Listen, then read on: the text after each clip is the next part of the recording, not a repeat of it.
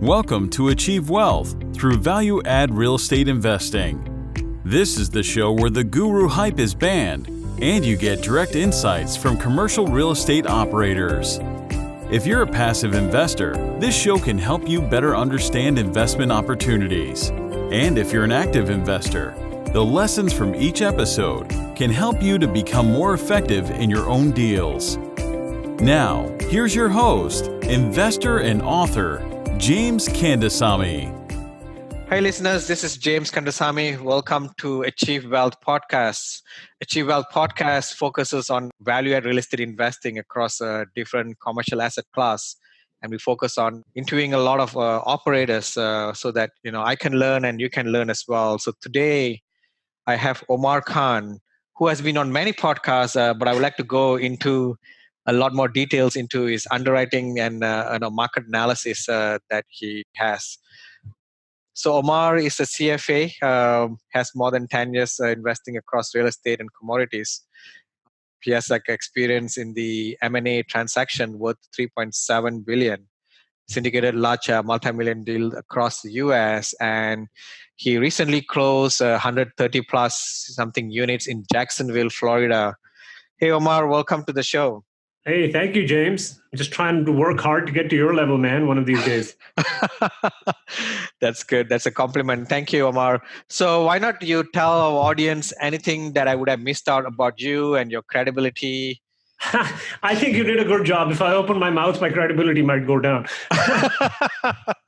Yeah, that's good. That's good. So let's go a bit more detail. So you live in Dallas, right? I think if I've listened to your other podcasts or we have talked before the show, you came from Canada to Dallas and you bought, I think you have been looking for deals for some time right now and you recently bought in Jacksonville. Can you tell about the whole flow in a quick summary? Oh yeah, well, the quick summary is, man, that when you're competing against people whose operating strategy is a hope and a prayer, you have to look a lot, right? Okay, absolutely. I mean, and hey, just to give you full disclosure, yesterday there was actually a smaller deal in Dallas. Mm-hmm. It's about 120 something units, mm-hmm. And I mean, we were coming in at $10 million, mm-hmm. And just to get into best and final, people were paying $1 million more than that.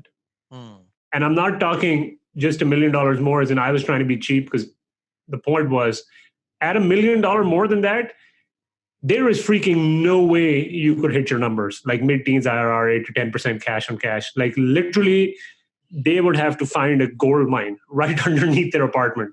Mm-hmm. So my point is, it's kind of hard, man, but what are you going to do about it, right? Yeah. You just have to keep looking. You have to keep finding. You have to keep being respectful of brokers' times. Get back to them. You just keep doing the stuff. I mean, you would do it every day, pretty much. Mm-hmm. Yeah. I just think that there's so much capital flow out there. There are a lot of people who expect less return. Like you are, let's say you're expecting mid-teen IRR. There could be someone out there expecting 10% IRR, and they could be the one who's paying that $1 million, right? And or maybe their underwriting is completely wrong, right? Compared to, I wouldn't say underwriting is wrong. I mean, I think a lot of people are. Well, you can say that, James. You don't have to be a nice person. You can say it. I'm just saying that everybody absolutely they could be underwriting wrong too. Or they may be going over aggressively on the rent growth assumption or property tax growth assumption compared to what you have. At the same time, they could have a much lower expectation on the return. I mean, that's okay. Let's hope that's the case, because if they have a higher expectation, man, they're going to crash and burn. Yeah, absolutely. I really hope they have a low expectation. Yeah. I did look at a chart recently from Marcus and Milicha between the 4 Texas city, where they shows how there's like a San Antonio, Austin, Dallas, and Houston. And if you look at Dallas, the amount of acceleration in terms of growth is huge, right? And then suddenly it's coming down. I mean, all markets are coming down slightly right now, but I'm just hopefully, you can see that growth to continue in all these strong markets. No. Don't get me wrong. When I said somebody paid more than 1 million just to get into best and final. That has no merits on actually. That is not a comment on the state of the Dallas market. I personally feel Dallas is a fantastic market. Texas overall, all the big four cities that you mentioned are fantastic. But my point is, there is no asset in the world that is so great that you can pay an infinite price for it. And there's nothing so bad in the world that if it wasn't for a cheap enough price, you wouldn't want to buy it. Correct. I mean, that's what I meant. I didn't mean it was a comment on the state of the market. Got it. So let's come to your search outside of the Texas market, right? Yeah. So how did you go to Jacksonville? Well, number one, the deal is I didn't want to go to a smaller city. I'm not one of those guys. Okay. In search of yield, I find every time somebody tells me I'm looking for a higher cap rate, I was like, why? Do you like to get shot every time you go to the apartment building? You want to go to the ghetto? Do you want somebody to stab you in the stomach? Is that because that's a lot of deals with higher cap rate? Yeah. There's a lot of, because I was like, man, I can find you a lot of deals with really high cap rates. Yeah. But you might get stabbed. Yeah. Right. So, and there's a lot of other asset class too, which has higher cap rate. Oh yeah. So I think people just do not know what a cap rate means or how. Yeah, and people, all these gurus tell you, let's not even get into that, right? So specifically for us, I wanted to stay in at least a secondary, tertiary market. But tertiary, I meant any city over at least 800,000-900,000, at least 1 million, somewhere in that range, right? Okay. And specifically look after Texas, it was really Florida. Because look, you could do the whole Atlanta thing. I love Atlanta, but it's a toss-up between Atlanta and say either of the three metros in Florida or North and Central Florida, Jacksonville, Tampa, Orlando. I, based on my institutional experience, I was doing this stuff, portfolio management anyways. I kind of ran a small little factor model for all the cities where I took in different sort of factors, about 30 different factors. And then, you kind of just have to do all the site tours and property visits and make all those relationships. And what I was seeing across the board was, Tampa is a great market, but for the same quality product, for the same demographic of tenant, for the same, say, rent level, Tampa was 20 to 25% more expensive on a per pound basis. Okay. Than say a Jacksonville, right? Orlando is kind of in the middle where the good deals were really expensive, or rather the good areas were a bit too dear for us. And the bad areas were nicely priced. And everybody then tells you, oh, it's Florida. Right? But what they don't tell you is there's good and bad parts in Florida. There's sub-market, yeah. Right? So you got to go sub-market by sub-market. And then lastly, what we were basically seeing in Jacksonville was, it was very much a market which, for instance, in Atlanta and say even parts of, say, Orlando and Tampa, you kind of have to go block by block, street by street. Because if you're on the wrong side of the street, man, you are screwed pretty much. Absolutely. But Jacksonville, to a certain degree, obviously not always, was very similar to Dallas in the sense that there's good areas and then there's a gradual shift into a not as affluent area, right? So basically what you kind of had to do was nail the submarket properly, and you had a higher chance of success than, for instance, nailing right down to the street corner, right? And then, like I said, the deals we were seeing, the numbers just made more sense in Jacksonville for the same level of demographic, for the same type of tenant, for the same income level, for the same vintage, for the same type of construction. So Jacksonville, we started making relationships on all the markets, but Jacksonville is where we got the best bang for our buck, and that's how we moved in there. Okay. So I just want to give some education to the listeners. So as what Omar and I was talking about, not the whole city that you are listening to as hot is hot, right? So, for example, you have to really look at the human capital growth in certain part of the city, right? So, for example, in Dallas, not everywhere in Dallas is the best area to invest, right? You may have got a deal in Dallas, but are you buying in a place where there's a lot of growth happening, right? Like, for example, North Dallas is a lot of growth, right? Compared to South Dallas, right? In Atlanta, there's I-20 that runs in between Atlanta, and there's a difference between you cross the I-20 is a much, a lot of price per pound or price per door is like 100 over door, and below Atlanta is slightly lower, right? So it's a growing, but it may grow, it may not grow. I mean, right now market is hot, everything grows, right? You can buy anywhere and make money, and you can claim that, hey, I'm making money. But as I said, market is it hot. A repeatable tab? The way I look at it is, hey, is this a strategy repeatable? Can I just rinse and repeat this over and over and over again? Correct. I mean, it depends on sponsors' taste as well. Some sponsors will buy just because price per door is cheap, right? But do they look at the back end of it when the market turns, right? Some sponsor will be very, very scared to buy that kind of deal because we always think about what happened when the market turns, right? So yeah, James. And the other things I've seen is that Look, obviously, we're not buying the most highest quality product. Correct. But what I've seen is a lot of times when people focus on price per unit, say, I want to go for the cheapest price per unit.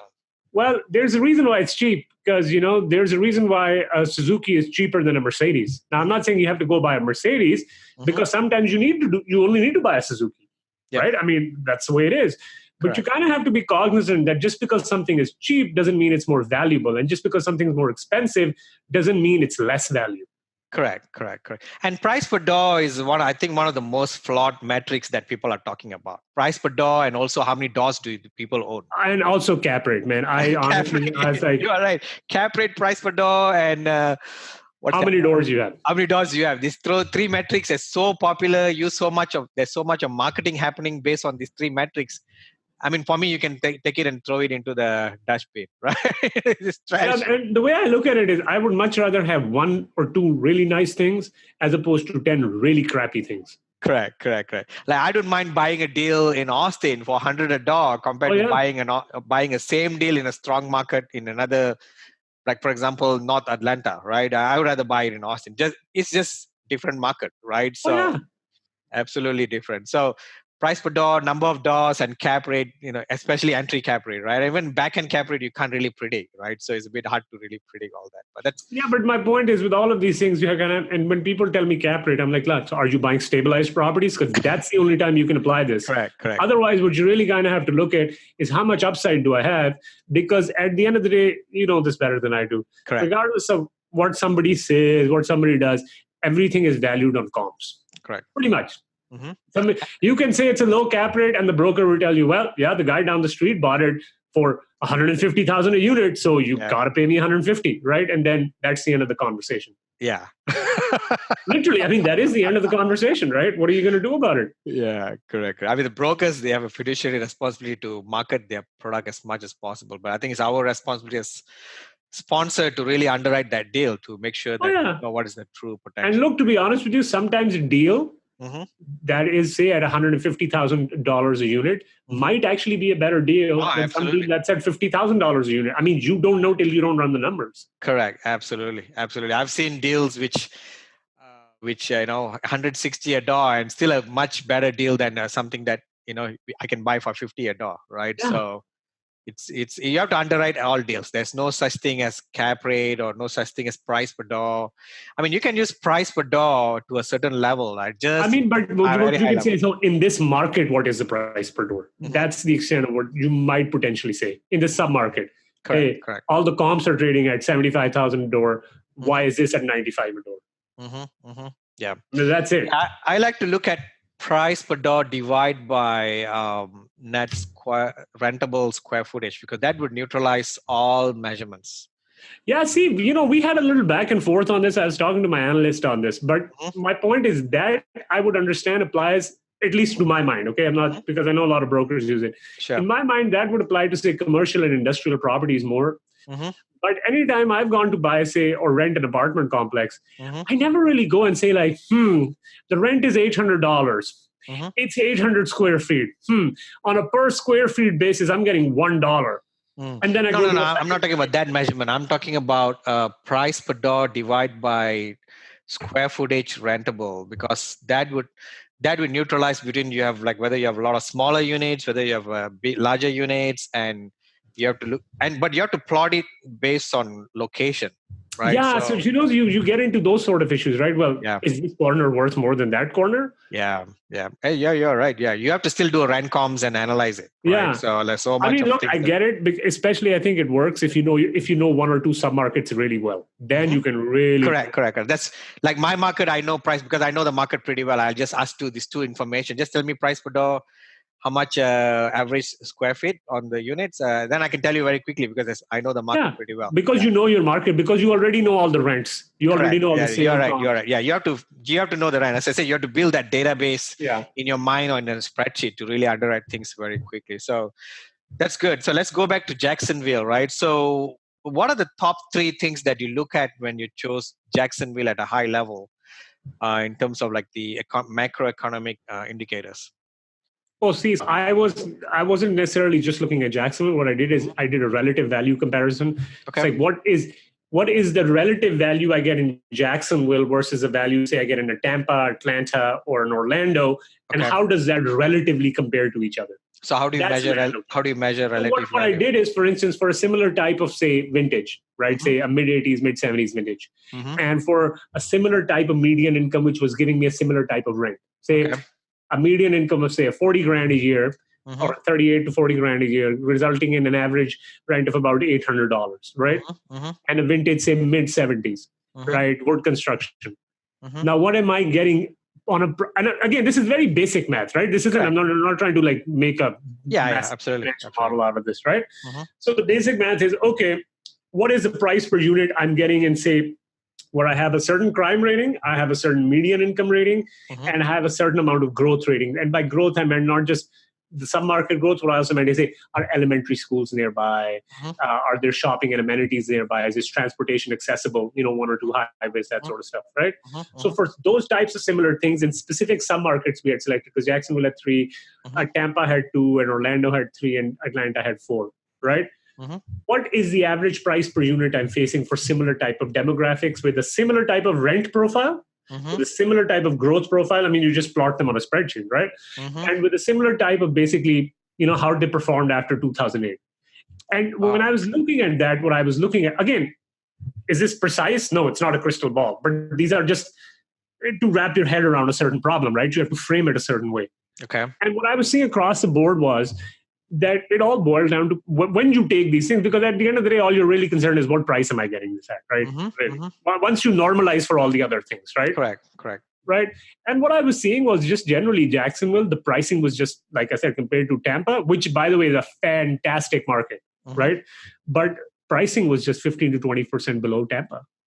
I mean, Tampa pricing is just crazy. I mean, right now I can look at a flyer and tell you there's 60s and mid-70s vintages going for 130,000 or 120,000 a unit in an area where the median income is 38 to 40 grand.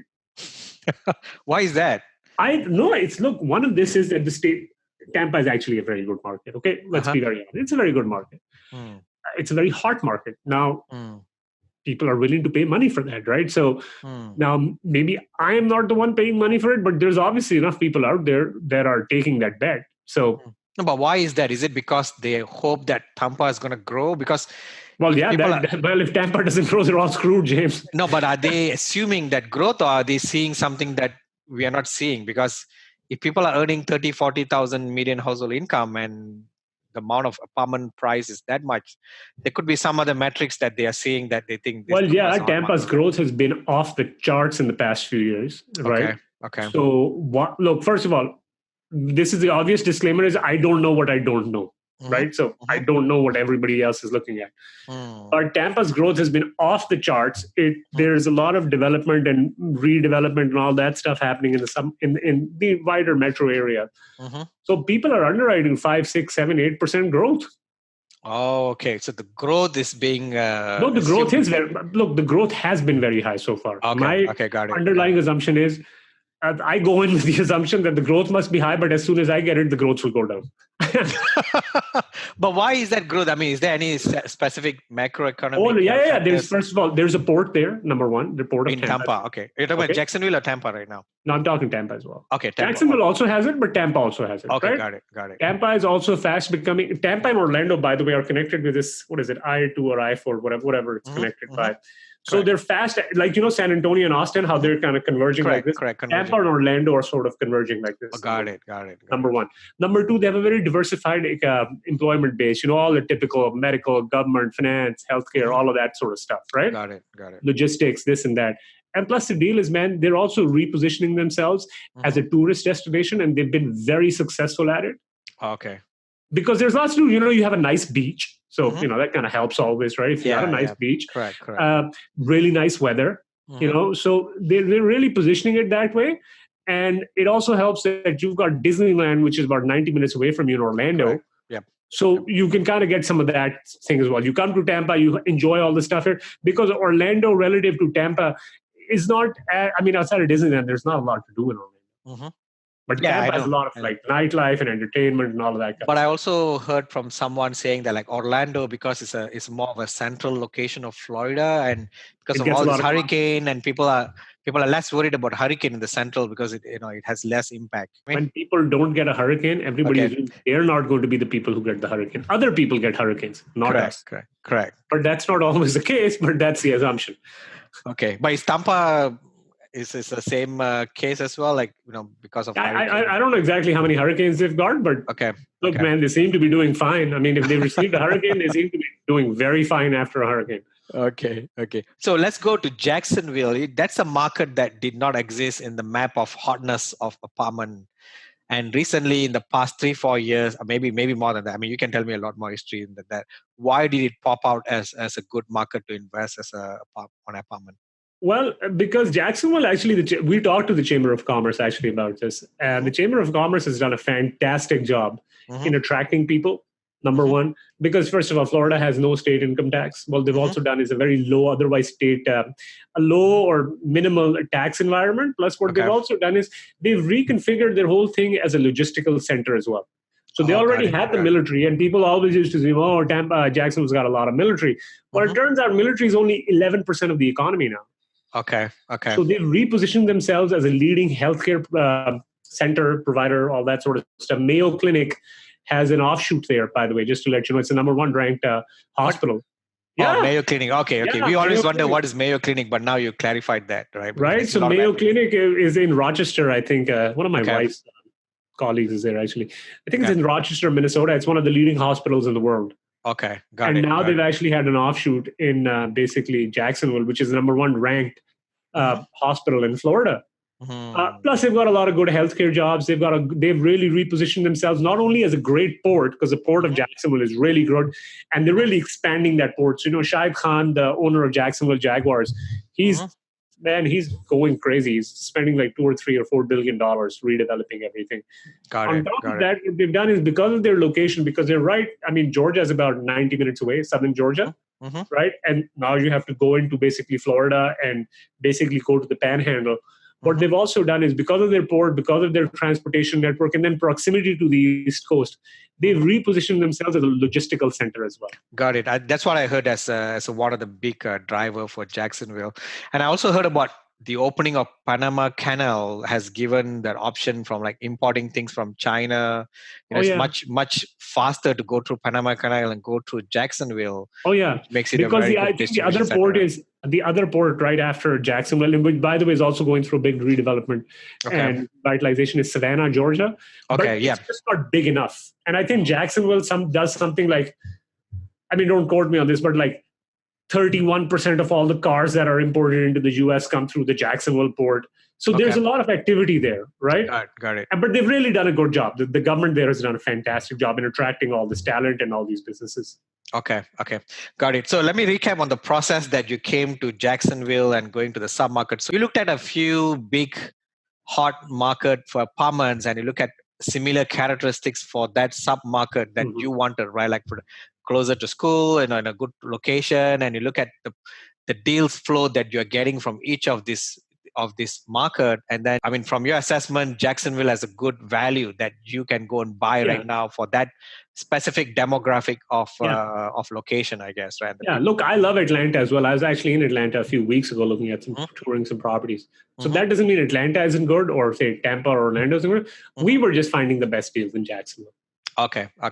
So the approach you're taking is like basically looking at the market and shifting it to look for deals in specific location or sub-market where you think there's a good value to be created rather than just randomly looking at deals, right? Because it doesn't really help you, right? If you really go crazy if you try to randomly look at deals. Yeah. I think a lot of people just look at deals, right? Where's the deal? What's the deal? And they start underwriting the deals, right? So, dude, I don't have that much free time, man. I have a son who's like 18 months old, man. My wife is going to leave me if I start underwriting every deal that comes across my desk. Yeah, I don't look at all the deals that come. Man, I'm going to kill myself trying to do all that. Yeah, man, it's very surprising. I see a lot of people, especially on Facebook, posting. I mean, I get up in the morning and I see this at 1 a.m. Who loves to underwrite deals? And I'm like, dude, it's 1 a.m. Go get a beer. Man, why are you underwriting a deal at 1 a.m., man? What's going on? Yeah. I think some people think that you can open up a big funnel and make sure you out of that funnel you get 1 or 2 good deals, right? But also if you have experience enough, you can get a right funnel to make sure you only get quality quality data in so that whatever output comes in is also more quality. And my point is, man, why do you want to underwrite more deals? Why don't you want to underwrite the right deal and spend more time on that deal or that set of deals? Correct. Because there's just so many transactions in the US, man. There's no way I can keep up, man. Correct. So let's go to your Underwriting Jacksonville, because I think that's important, right? So now you already select a few sub-market in Jacksonville, right? And then you start networking with brokers. Is that what you did? Yeah. But with brokers also, you kind of have to train them, right? Because what happened is every time, what are you looking at? All that, after all that jazz, the wine and dining and all that stuff. We had to train brokers, say, okay, man, here are only specific submarkets we're looking at. So for instance, Jacksonville, it was San Jose, San Marcos, it was the beaches, it was Mandarin and Orange Park. Okay. And Argyle Forest to a certain degree, right?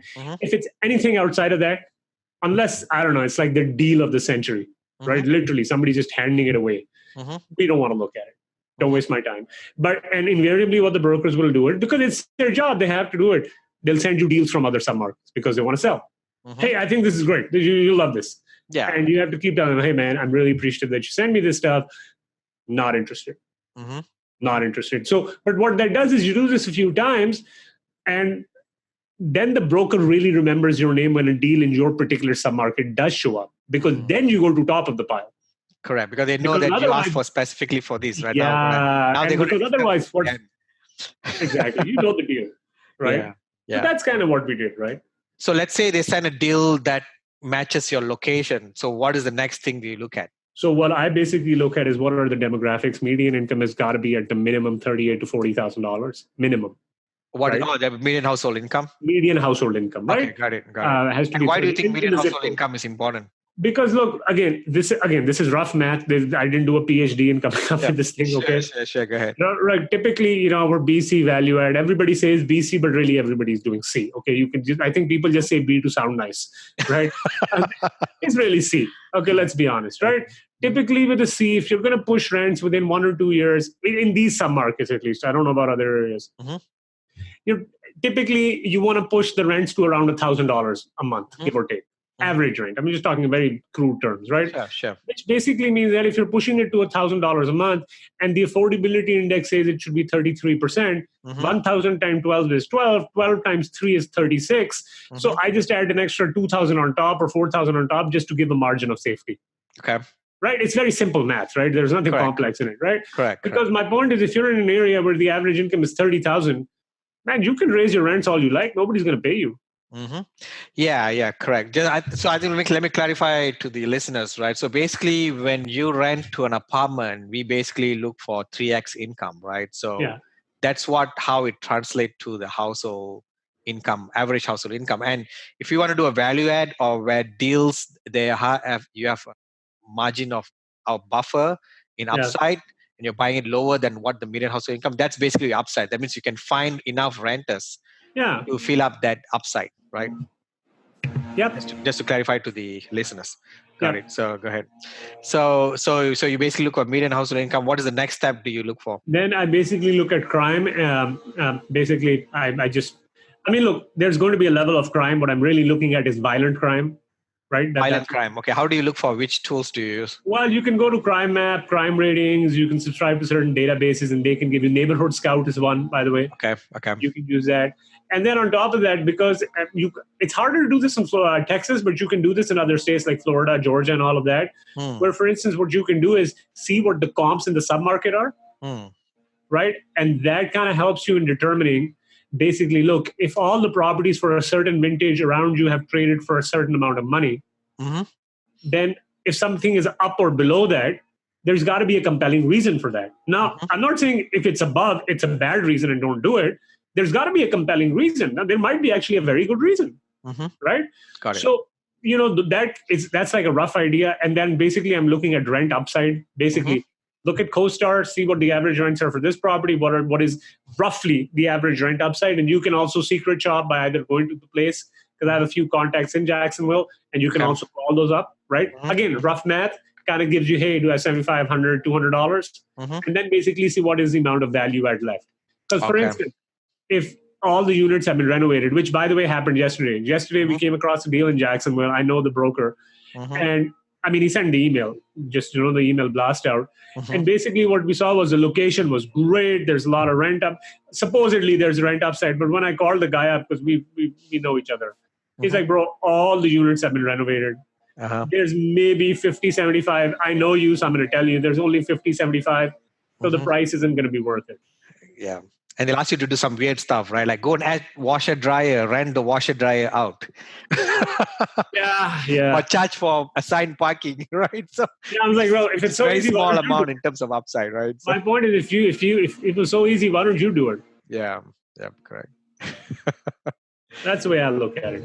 Yeah. Usually, when I talk to the brokers, I will know within the few seconds whether it's a good deal or not, because they'll be really excited if it matches what we are looking for, right? Especially plus I think the other deal is if you develop a good relationship with brokers and they know what you're specifically looking for, good brokers can they have to sell, but they can also give you some guidance along the way. Correct. Right? They can be like, look, bro, it doesn't really work for you, I think, but I'm just going to be honest with you. And look, you still have to take it with a grain of salt, but it is what it is. Correct. Okay. So look for rent upside by looking at rent comms. And you said in Texas, which is a non-disclosure state, it's hard to find sales comm. But look, if you're in a market, you kind of know who the people are doing deals, which people are doing deals. Okay. And even if you don't know it, say your property manager kind of knows it, or your lender, loan broker or lender knows kind of what deals have traded in the market. You can pick up a phone and call some people, right? Maybe you don't get all the information, but you can get, if you're in a sub-market for some time, even in Texas, you kind of know. Yeah, exactly. Advertisement.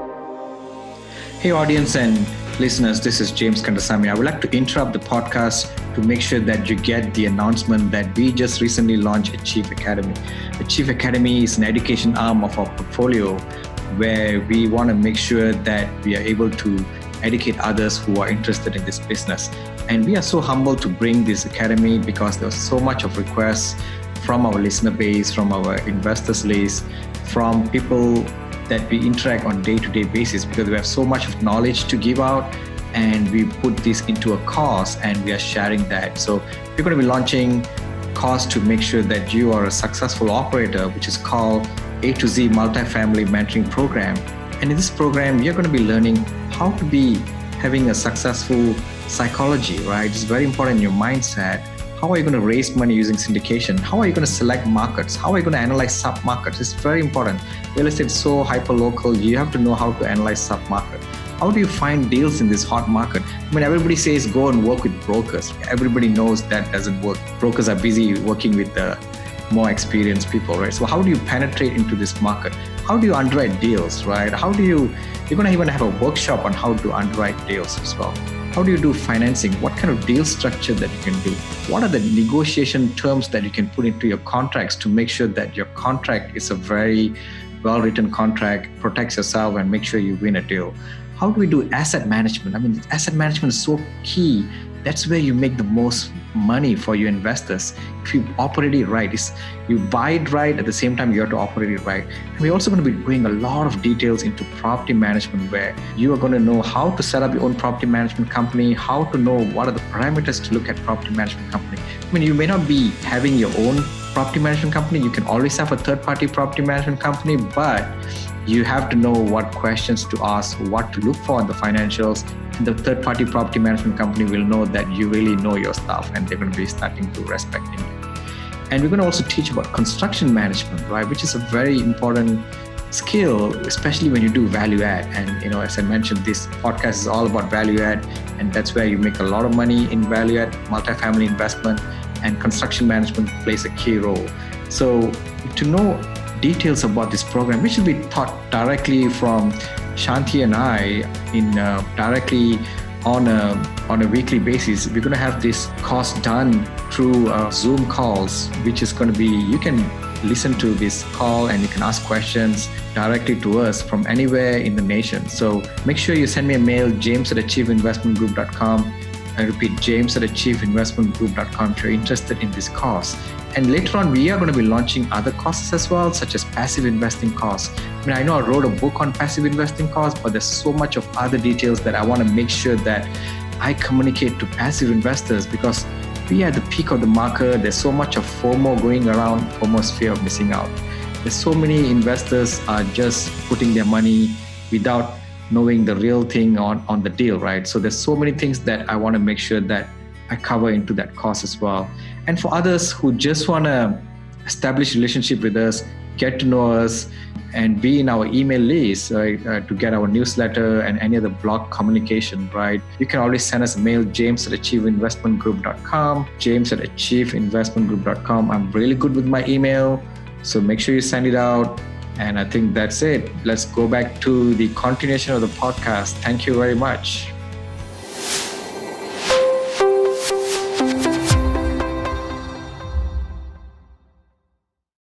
So when do you start underwriting on your Excel sheet? Oh, bro, after I've done the property tour, because if these don't even pass this stuff, why even bother with underwriting? What am I going to do? Oh, really? So, okay. So you basically look at market. My point is, if it passes all these filters, and then I have a conversation, I talk to my property manager, I talk to the broker, I talk to my local contacts there. And if it's all a go, and these are all 5-minute conversations or less, it's not like 2-hour-long conversation. Okay. If it passes through all this filter, just do the property tour, man. Okay. So you basically, but what about the price? How do you determine whether the price they're asking is reasonable or not? Obviously, because I can do a rough math and compare it against the comps, right? Okay. Got it. But so again, you basically do back of napkin. Oh, yeah. Because my point is, why waste myself? Because look, the price could make sense. All the brokers' pictures we all know look fantastic. It looks like you're in like Beverly Hills, So the pictures, are kind of misleading, right? And the location might be really good, but hey, you might go there and realize, the approach is really weird. Or for instance, we were touring this one property, and man, 90% of, I think, the residents were just hanging out at 12 noon.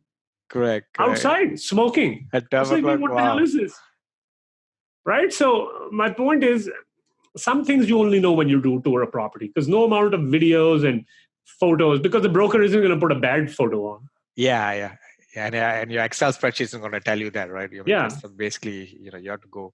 What else do you look for when you do a property tour other than people? So, when I'm doing the property tour, like obviously I'm taking a lot of notes, I'm taking a lot of pictures. A lot of times the broker will say one thing, and then you kind of turn back around and ask the same question in a different way, just to kind of see. But what I also like to do is I also like to tour the property tour. On the property tour, I like to have the current property manager. And look, I'm not stupid enough to say that the broker hasn't coached the property manager. The broker has obviously coached the property manager. That's his job.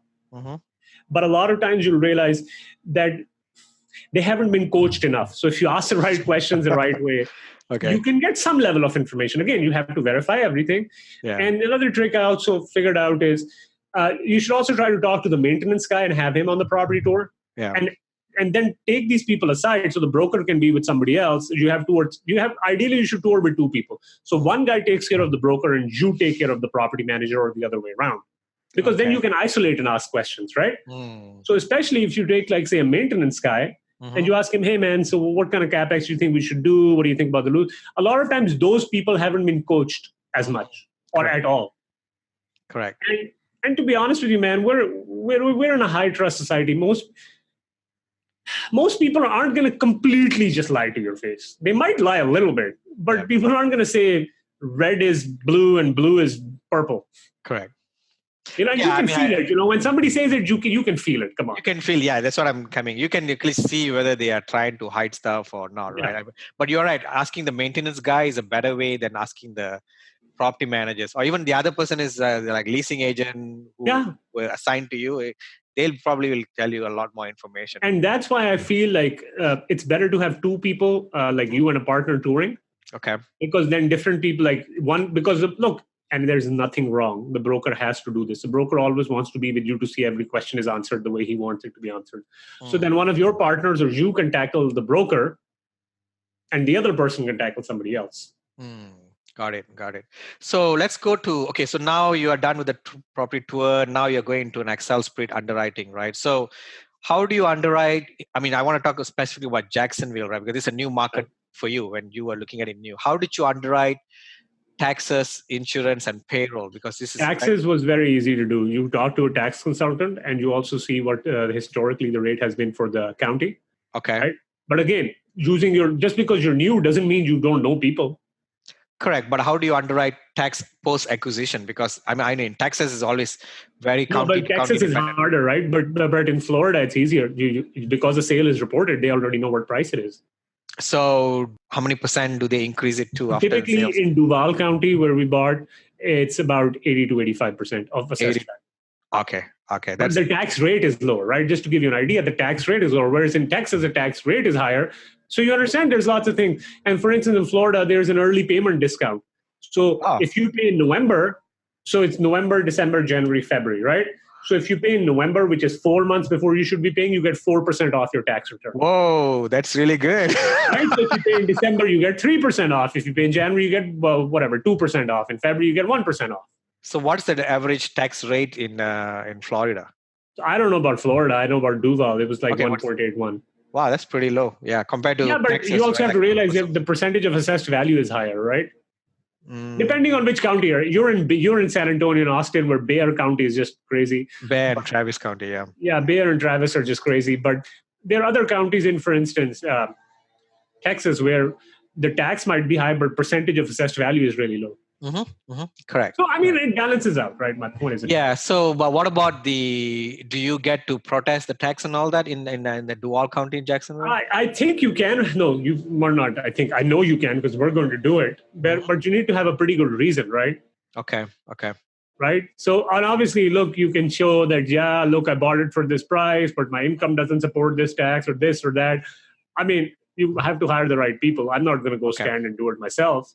Got it. You can do it. Easy. So basically, they do bump up the price after acquisition, but it's very easy to determine that, and it's 80 to 85% or whatever. Yeah. But look, man, on the flip side is then when you go in, you kind of have a better control of your taxes than Texas, where taxes can just go up and you have no idea. Yeah, you can't. Yeah, you have no control in taxes. So we usually go very, very conservative to 100%. So look, my point is it's good and bad, right? It depends where you are. So now people will say, "Oh, the tax person knows all your numbers." I'm like, yeah, but I can plan for it.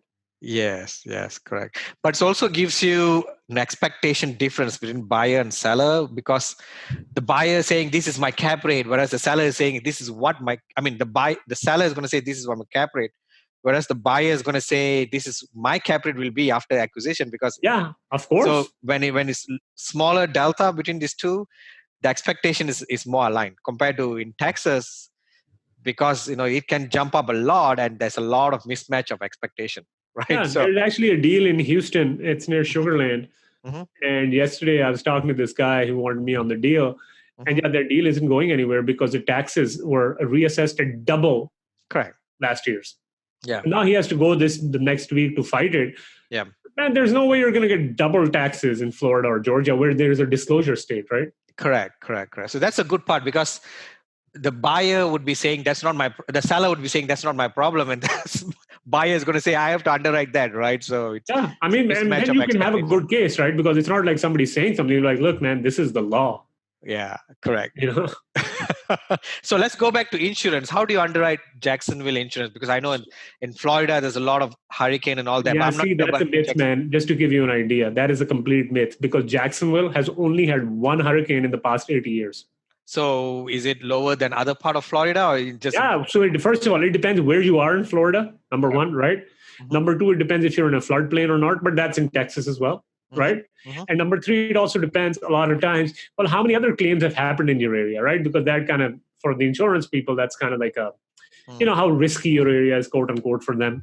So in Jacksonville, and apparently I did not need to know this information, but we were told this information. That the coast of Florida, where Jacksonville is, the Gulf Coast is really warm, where Jacksonville is, not Gulf Coast, it's on the other side. It's the Pacific, Atlantic side.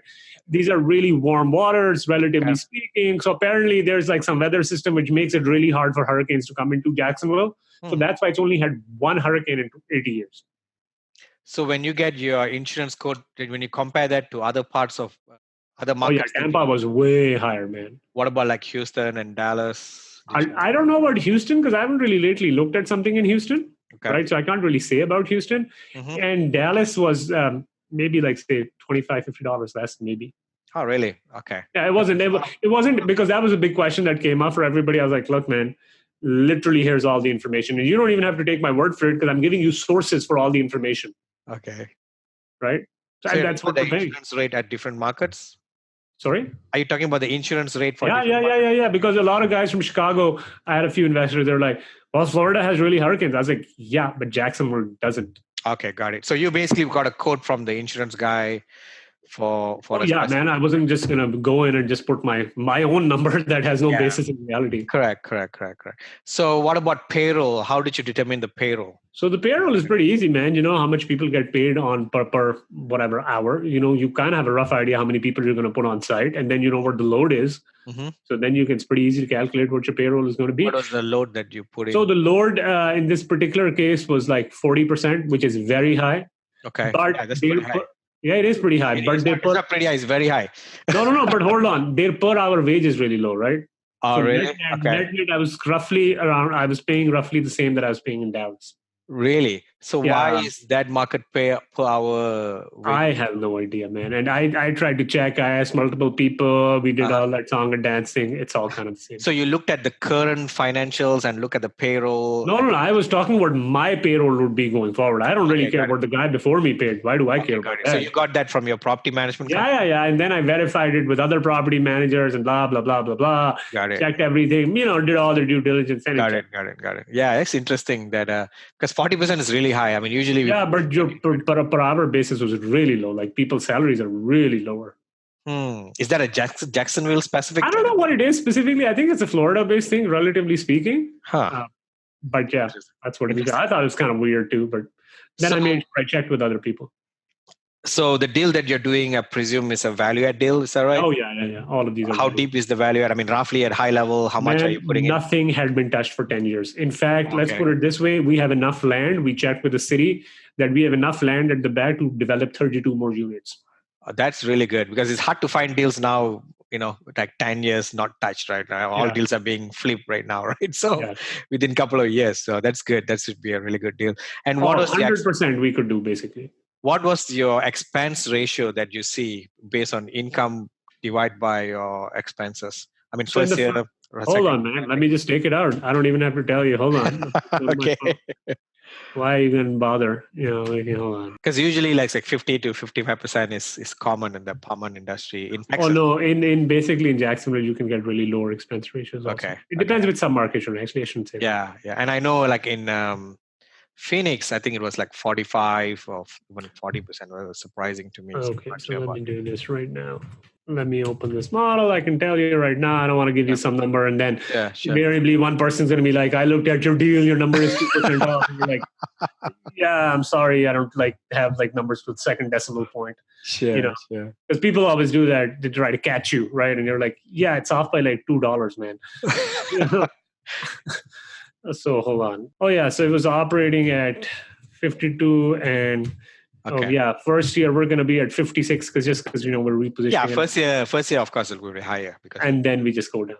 Okay, that's interesting. That's good. So as the income grows, and your expenses stabilize, I think that expense ratio should be. That's the only reason why the expense ratio goes down, right? Because basically your top line growth is way higher than your expense growth.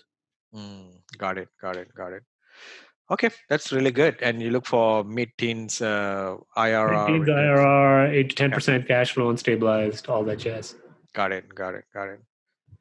Okay, that sounds good in terms of the underwriting. So, have I given you all my secrets, James? Yeah, absolutely. I mean, very specific to Jacksonville, right? I like to see, how each market is being underwritten, and so that listeners can learn. And it's very specific to people who do a lot of analysis on the market, because I think that's important, right? You can't just go and buy any deal out of the gate right there, right? So it's important to know that. And these three things like payroll, insurance, and taxes are very tricky when you different markets. So it's good to understand how does that county or that particular city or a state determines their property taxes, because we have different things in taxes here where I buy. So it's good to understand. That's good. What is the most valuable value add that you think that you're going to be doing to this deal? Oh, well, look, man, because nothing had been touched. I think everything is valuable. Okay. So hold on, but that we lucked out also, right? Part of this is work and preparation, developing, but part of this is luck also. I mean, you can't just take that portion away, right? Oh, yeah, absolutely. It's all my hard work. right? Absolutely. I mean, Because there's lots of people who work hard. It's really hard to find that kind of deals nowadays, right? Yeah. So how much was your rehab budget? So rehab is about $1 million. $1 million. So let's say your $1 million today become 500,000, right? I'm sure $1 million you're doing interior, exterior, everything upgrade, right? So let's say that interior, exterior is roughly split 70-30. Interior 70, exterior is 30. Okay. So between interior and exterior, which one do you think is more important? I think if you only had a few dollars, exterior. Exterior, okay. Yeah, because people make again, this doesn't mean you should ignore interiors. That's a disclaimer. My point is, a lot of times we as humans make decisions on first impressions. Mm-hmm. So if you come into a property and the clubhouse looks great, the approach looks great, the trees are trimmed, the parking lot is done nicely, mm-hmm.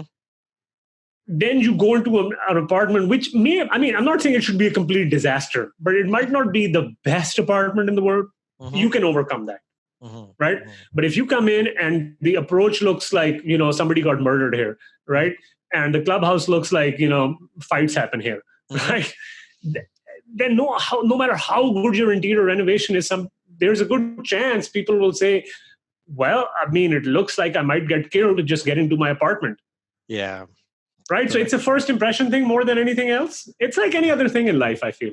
Absolutely. So let's say you're 300,000 for exterior, right? Let's say that 300,000 become 150,000. What are the important exterior renovation that you would focus on? So we did all the tree trimming because, first of all, living in Texas, I didn't realize how much I missed trees till I saw them again, right? Oh, yeah. So first of all, tree trimming. Trees hadn't been trimmed for 10 years, man. They were beautiful Spanish moss, oak trees with Spanish moss on them, but they just hadn't been trimmed. Okay. Right? Okay. So doing all the tree trimming, all the landscaping, then basically resealing the driveway, mm-hmm. and then making sure all the flower beds and all the approach leading up to all of that was done properly, and the monument signage.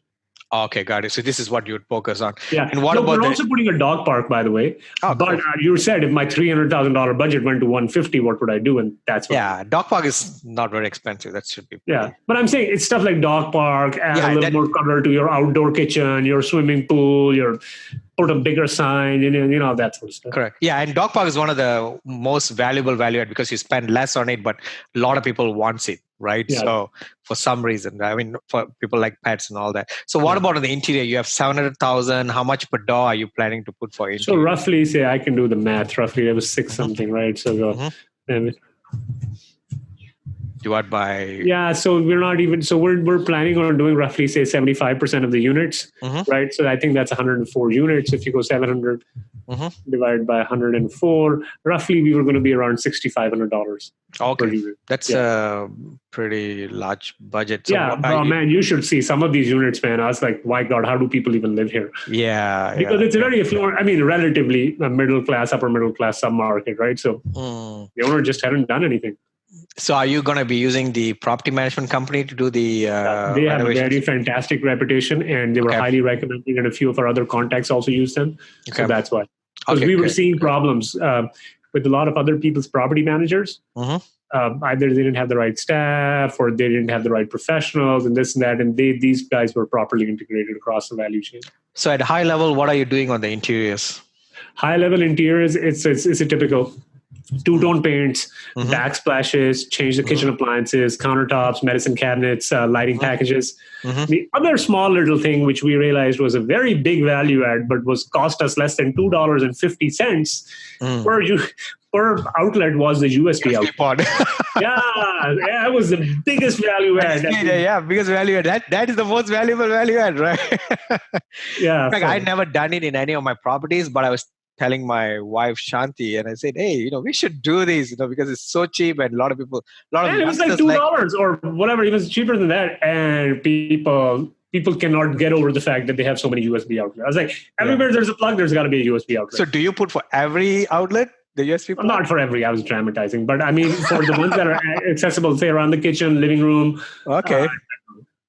Interesting. I should steal that idea, so and put it. I didn't invent the idea. Go for it, man. Yeah. I didn't invent the USB port to take it. I know a few other people who I interviewed mentioned that too, but I'm not sure. For some reason, we are not doing it, but that should be a very people love it, man. And I don't blame them, man. Like, it's freaking aggravating sometimes, when you got to put like a little thing on top of your USB and then you plug it in. Yeah. Imagine how much, this life has changed around all this electronic devices, right? With IoT devices and all that, right? So interesting. So did you get a lot of advice from your property management companies on what are the things to renovate and all that? Or yes and no, because we had been developing a relationship with them 6 months prior to this acquisition. Mm-hmm. So we had a good relationship with not just them, but with other vendors in the market. And luckily for us, the regional we have for this property right now, actually in an earlier life and with an earlier employer, had actually started working on this asset 15 years ago as a property manager. This is sheer dumb luck. This is not by design.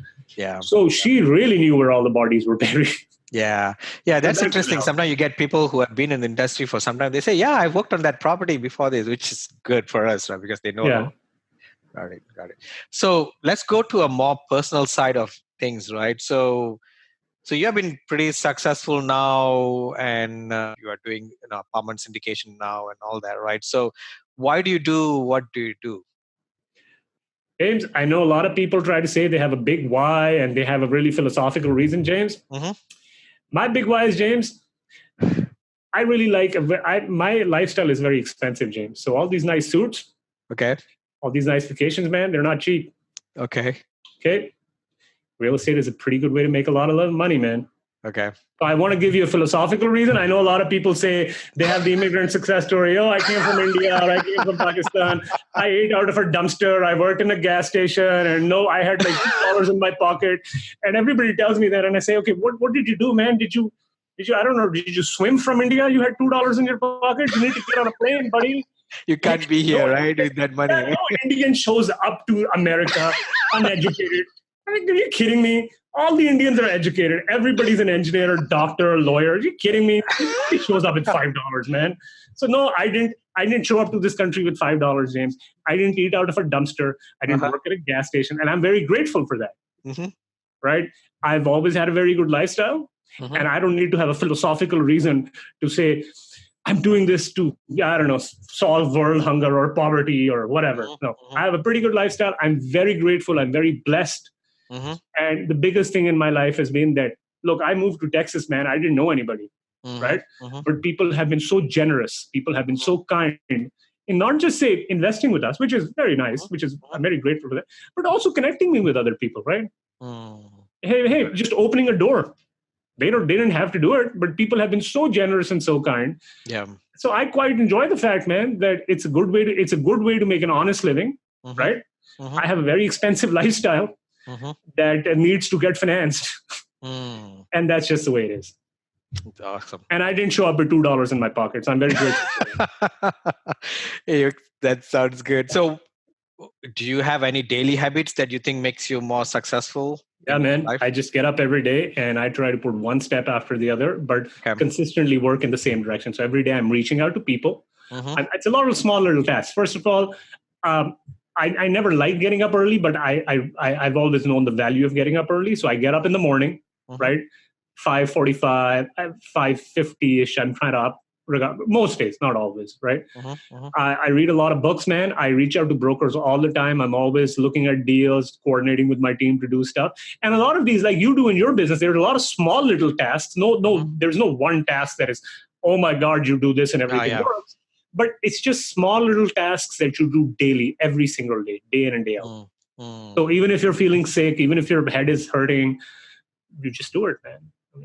So can you give a few advice to people who want to start in this business? Regularly communicating. So in my particular case, I don't know, like when you're starting out, specifically, everybody has a different pain point, right? So in my particular case, for instance, on a daily, I can't say, but weekly, I can tell you, staying in touch with my marketing people, emailing brokers, emailing investors, following up with people I've had conversation with, especially leads, people introducing stuff, a lot of word of mouth, and just doing this stuff over and over and over again.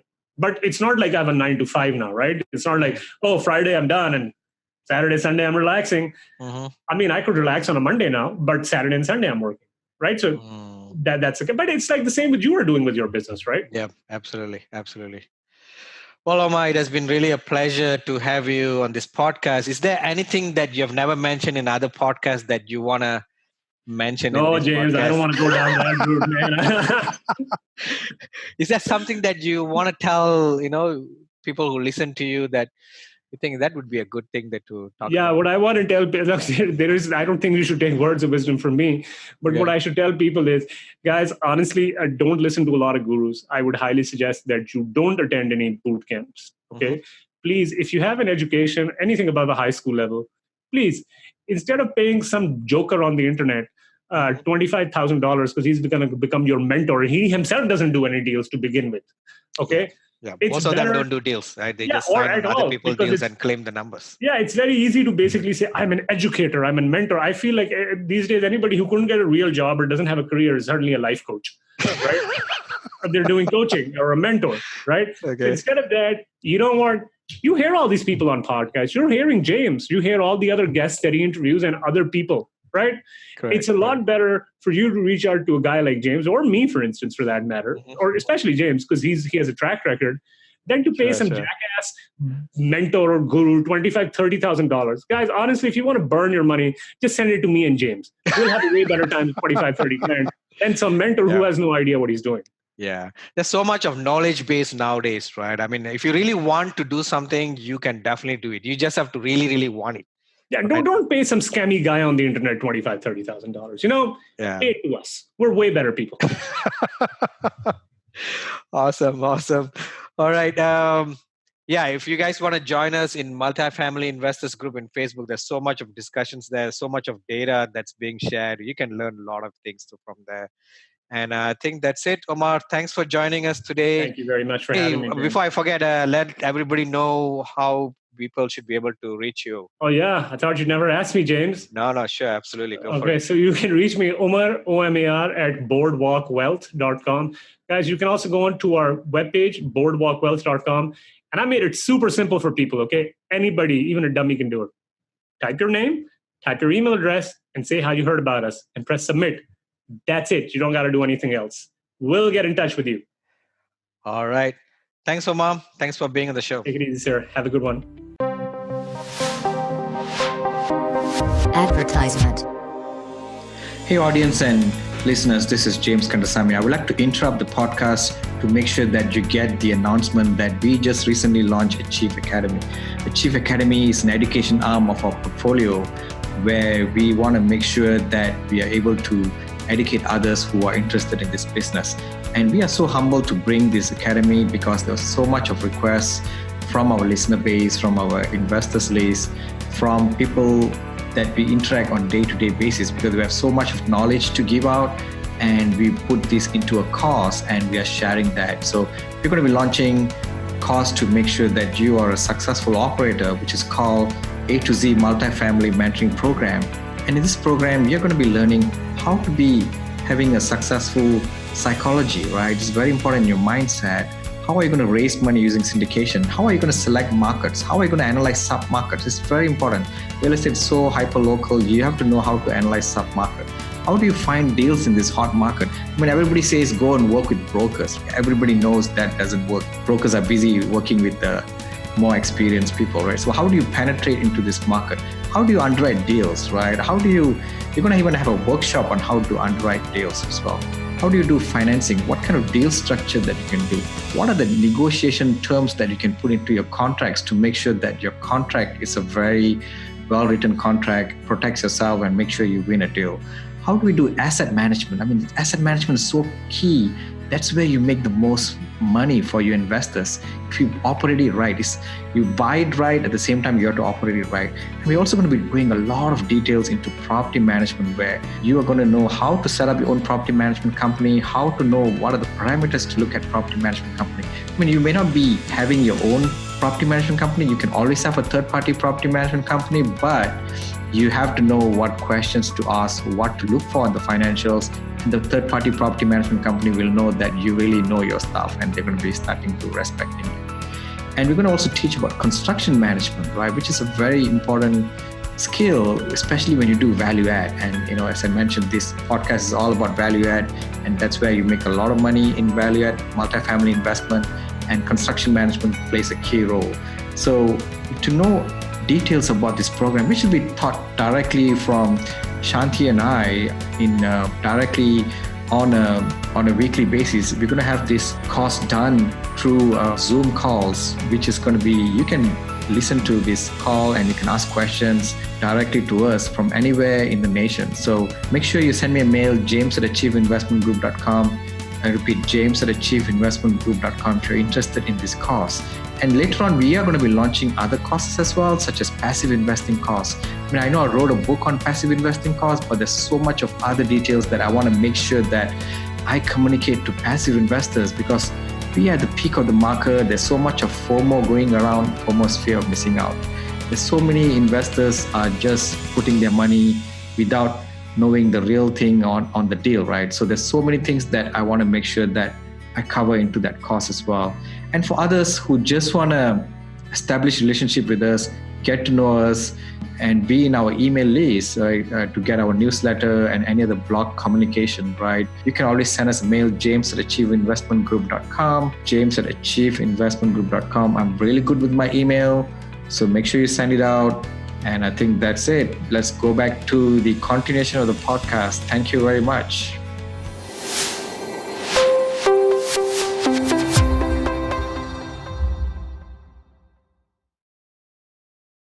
That's it for this episode. If you'd like to learn even more, check out James's free audiobook. It's the audio version of his best-selling book on passive investing. You can get the audiobook completely free, along with other valuable resources, by visiting www.achieveinvestmentgroup.com/free audiobook. Also, be sure to join our Facebook group too. To find it, just do a Facebook search for Multifamily Investors Group. Thanks for listening. Join us again for another episode next week. See you then.